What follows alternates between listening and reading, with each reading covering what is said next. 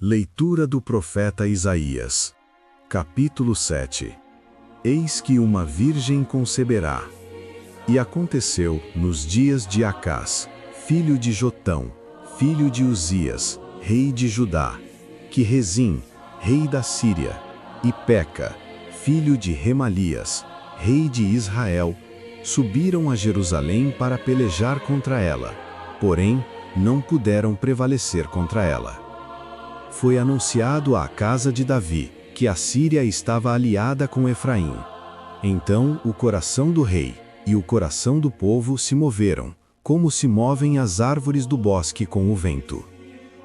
Então o Senhor disse a Isaías que saísse ao encontro de Acás, junto ao aqueduto do tranque superior, no caminho do campo do lavandeiro, levando consigo seu filho, chamado Sear-Jazube. E o Senhor disse: Guarda-te e aquieta-te. Não temas nem desanime o teu coração, por causa destes 2 pedaços de tições fumegantes, por causa do ardor da ira do rei da Síria e do rei de Israel. Eles tramaram o mal, dizendo que subiriam contra Judá para amedrontar o povo e estabelecer outro rei.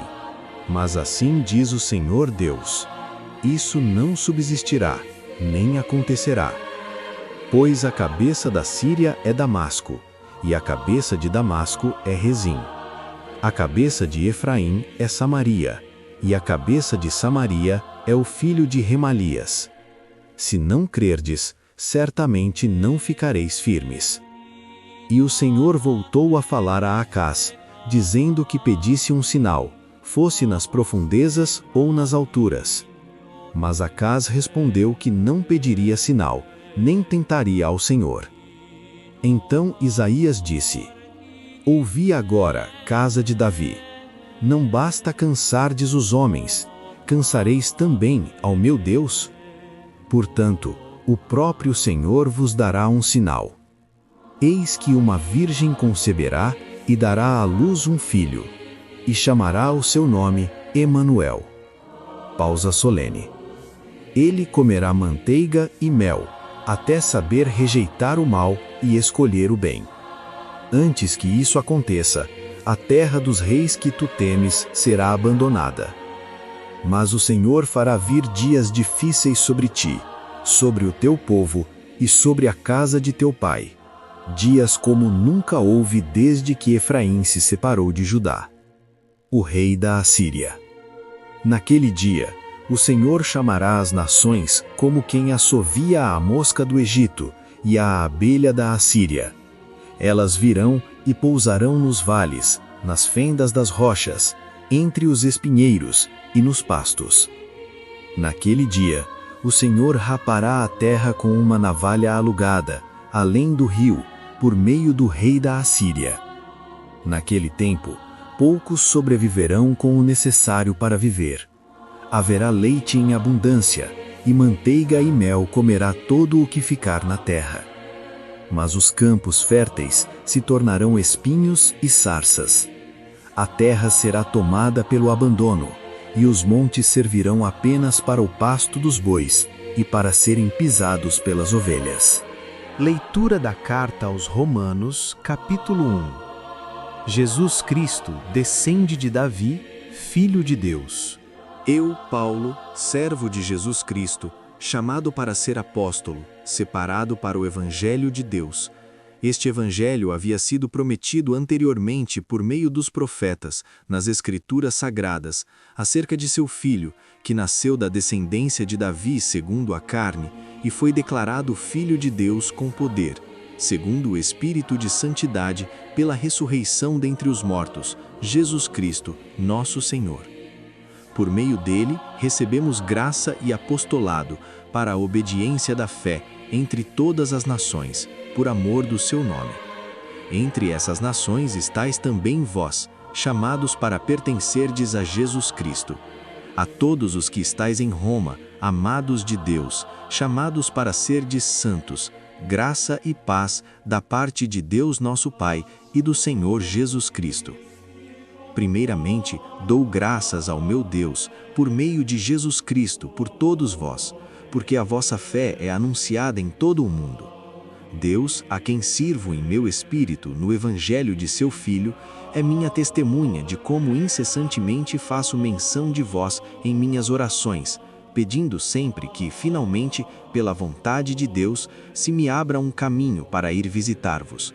Porque desejo ver-vos, a fim de compartilhar convosco algum dom espiritual, para que sejais fortalecidos, isto é, para que juntos sejamos mutuamente encorajados pela fé, tanto a vossa como a minha.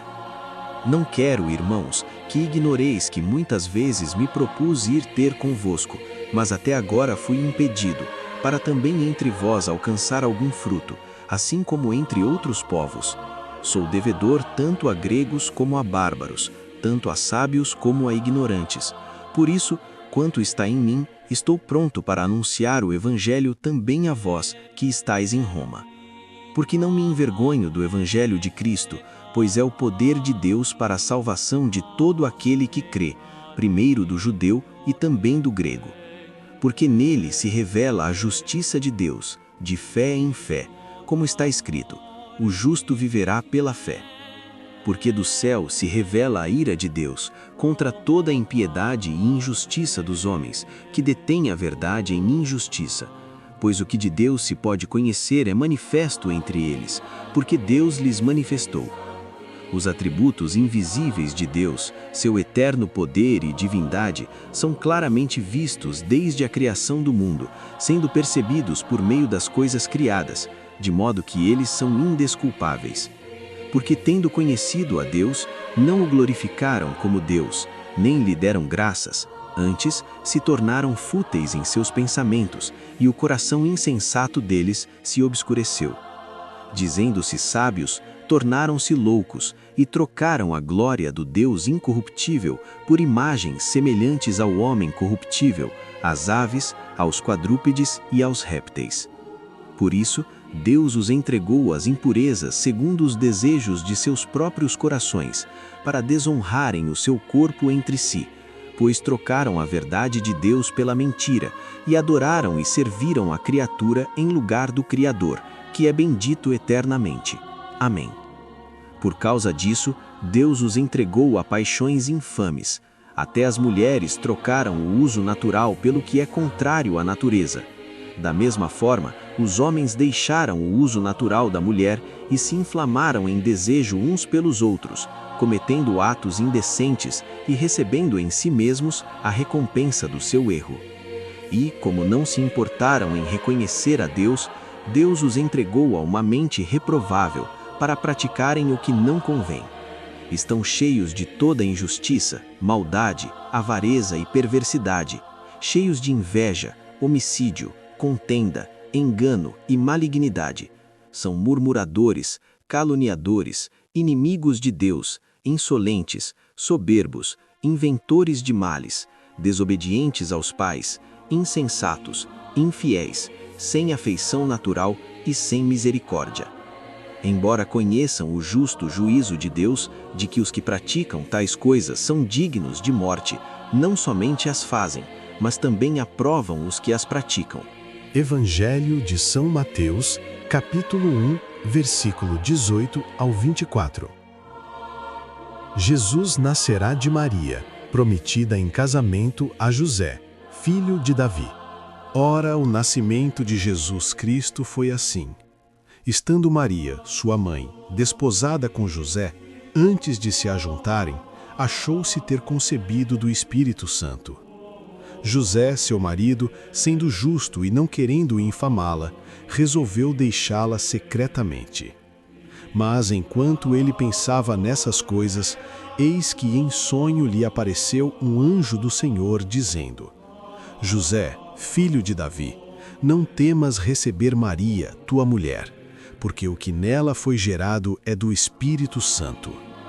Ela dará à luz um filho, e chamarás o seu nome Jesus, porque ele salvará o seu povo dos seus pecados. Tudo isto aconteceu para que se cumprisse o que foi dito pelo Senhor por intermédio do profeta, dizendo: Eis que a Virgem conceberá e dará à luz um filho, e chamarão seu nome Emanuel, que traduzido é Deus conosco. E José, despertando do sono, fez como o anjo do Senhor lhe ordenara, e recebeu sua mulher.